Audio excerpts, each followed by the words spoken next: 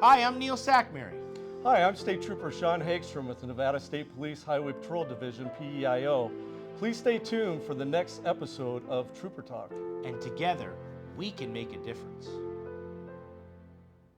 Here we are live at the 360 Vegas studios with this special edition of Trooper Talk. We have Trooper Hagstrom here. Good morning. Please introduce yourself and tell us what it is that you do. Yes, my name is Elizabeth Shipman. I am the Vice President of Organ Operations for Nevada Donor Network. We love the Nevada Donor Network. Absolutely. All they want to do is open up the conversation. Absolutely. You know, Nevada State Police partners with the Nevada Donor Network because it's such an important organization. And so I know that when we talk all the time on the Trooper Talk, we're always bringing up the Nevada Donor Network. And so it's a really wonderful synergy between two organizations that are really here for the community. Yeah, we have an amazing partnership with Nevada Donor Network, and we've been with them for quite a while now. And right now we have the Silver State. I don't know if you can switch the screen to if people listening out there, this is our barcode if you want to look at being an organ donor hero. Currently in Nevada, we have about 675, around 700 people waiting for organ donor heroes to give for new life for these people. And across the nation, there's over 100,000. So there's always people waiting. And if you have it in your heart and soul to continue life for somebody and help somebody out, we always encourage that because it's a great thing to do, and that's one of the reasons that we partnered up with Nevada Donor Network, because there is a good chance for somebody to save somebody else's life and leave a legacy for their family. Yeah. Absolutely. And this challenge is really unique, but very fun. It was titled Battle of the Badges, and it was really between first responder agencies and a lot of law enforcement, and to get people to register, spread awareness, messaging. And then we just got so much interest from other groups in the community. So now it's called the Silver State Heroes Challenge. And we have organizations throughout the entire state. I think we're up to about 40 or 50 participants that each have their own URL code here to get people to register, but to spread the mission. And absolutely. I think just for law enforcement alone, I think we have 35 agencies participating statewide. And that's why we call it the Silver State Challenge. Yeah. And I do have to brag a little bit that Nevada Highway Patrol was the first to win, Nevada State Police. But then... we last year we did lose it to Douglas County. They did a tremendous job. They went out to like the Walmarts and Targets and set up stuff, and they had like I believe was it like 1,800 people or something that signed up as donors. Unbelievable. And their sheriff, we can't do it for the state, but they ended up wrapping their sheriff's cars with Nevada Donor Network, so the whole cars were wrapped. It was Nevada awesome. Donor. So they went way above, and they deserved the trophy. Yeah. But you know what? To be honest with you, Neil, I think we're going to bring that trophy back home. Yes. So that's what we're doing. But it's not about the winning. We just want to spread the awareness out in the valley and the public and throughout the state. What would be you go to the hospital and then this happens, they know how to get a hold of you? Yeah, so the entire system is a federally regulated system, and so the hospitals are required to participate by CMS. So we receive the referral if a patient has an injury that they're not expected to make it out of the hospital. So we'll receive that referral and just evaluate if there is potential for donation.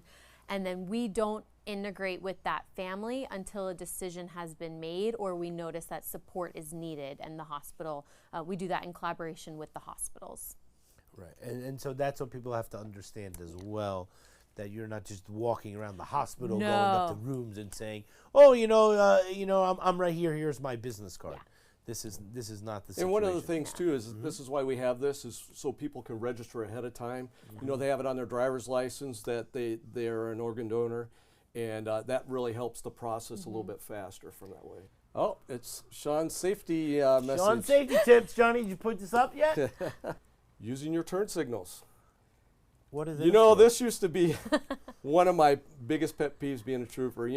Certain troopers have certain things that they like. And, I'd let people, make 2 or 3 lane changes without turn signal, and then after that, I'd have to stop them. Because when you have a car, it has turn signals front and back, and they're on there for a reason. They're not there for looks and, oh, look at the pretty lights when I put it on. That's not what they're for. Right, Yes. a little blinking noise. We want people Exactly. to show their intention when they're driving. Like if you're in a business or residential area, you're supposed to do it 100 feet before you start making that lane change. If you're on the interstate or highway, they want like 300 feet. This is by Nevada law. And what you're doing is you're letting the people that you're getting ahead of show your intention instead of just flying right over and they don't have time to stop or whatever.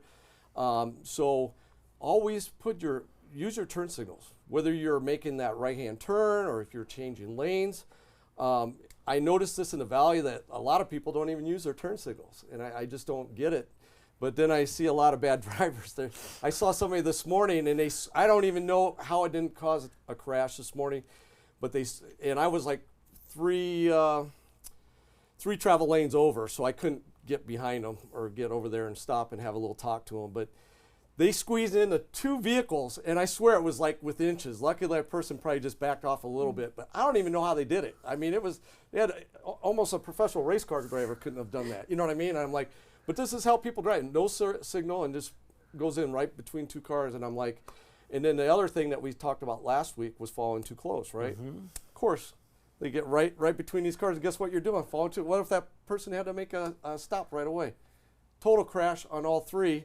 And it probably wouldn't be the fault of the other car because they were like a car length behind. Usually we want 2 or 3 car lengths behind when traveling. But they squeezed in. That would have been a 3 or 4 car crash right there if that person in front would have had to make a quick stop. So we just want people to show which way they're going when you're using your turn signal. So always use your turn signal. And that's just one of the points that I wanted to come across today on signal. You know, people need to know which direction you're going. You can't just fly across 3 lanes and then make a right-hand turn in front of and slow everybody down or cause a crash. So I just want people to be mindful and start using their turn signals out there. Well, this is what I was bringing up to you, Neil. This last week on the I-11. Johnny, I told you not to park your SUV like that. You know what I'm saying? So this happened at I-11 in southbound Rainbow, and this could have been a tragic crash. This was a female driver that was arrested for impaired driving. Obviously didn't make the right turn there, you know, and could have probably killed a family, herself or somebody else. And I ended up putting this on X about impaired driving is no joke. That was my headline on it. It got 77,000 views already. And I also put at the end, you drink, you drive, you lose, because we don't put up with this. This is crazy. And you could just see how that vehicle was almost pretty much hanging there. Just a little bit more, could have just went off and flipped over. You know what I mean? And who's to know if traffic was at the time? This is just a shut down ramp after we got done with that. But yeah, it's unacceptable, Neil. And this is what impaired driving affects. I don't understand. But she's going to have to pay for all the damage because there's a guardrail prior to this and everything else that she took out. And the cost is nothing. I mean, most people have insurance and everything like that. Other than I do have to bring up one thing. I had one of our motor troopers, Petronas, made a stop yesterday for speed. There was a van. When he made contact with the driver, he had no driver's license, no valid driver's license, no registration, vehicle wasn't registered, and on top of it, no insurance. So we have these people driving around the valley, and thank God he took them off the road because he sent me a picture of him with the tow truck, you know, and I'm going to put that out later too. But stuff like this, there's no excuse. I mean, it's unbelievable. And it looks like a fairly new car too. Right. So, Just so I'm clear, the road is traveling this way. yeah, it's going on to the northbound Rainbow off-ramp from I-11. You know where the Summerlin, and you go to Rainbow, you can go either Summerlin or Rainbow, right off the I-11 going southbound. This is where it's at. So, like, how do you even get up there? Well, she went That's what right I'm through wondering. the big metal guardrails, Drove hit through. that and popped over that and went straight up. And just So kept going. So Uphill. speed had to be a factor too. You know what I mean? And Jumped the guardrail. Yep. And then went up the Continued to surface. drive on a 45-degree angle. And you could see the damage from the guardrail when she probably hit it. I mean, on the other side, you can't see as much, but you can Oh, see this what, is the whole guardrail too. This whole the Well, that's part of the fence line. But no, fence she had a line. regular That's metal. what I'm saying. She had a metal guardrail before this on the way up. I just don't understand it. You know what I mean? Like It's like, frustrating like for it's, us, too. It's so Absolutely. it's just like I think about, what if there was a car that was, pulling down, or like there was a guy on a motorcycle who's going 70 miles an hour who can't stop because he's on a two wheeled thing, or it's just absolutely ludicrous. And we take this serious. I know one of your followers here on Trooper Talk, and thank you for watching. We enjoy you and everything that came and talked about their devastating story. Yeah. You know what I mean? But we also, as Nevada State Police, have our devastating story with the Nevada Highway Patrol, because we lost 2 fine troopers this last year from a DUI, a person driving impaired, that struck both our troopers. So, I mean, yes, this is very frustrating to us, and we're asking the public to make life changes. You know what I mean? Choose not to drink and drive. We appreciate it, and we're deeply honored to do the Trooper Talk and have you here and stuff like that. Yeah, So, thank you, Elizabeth. yeah, thanks. For coming. We really appreciate it, appreciate okay? you. Thank Absolutely. you. all right, so look right here, and then we're gonna wave goodbye. Okay, see you later. ya. Bye.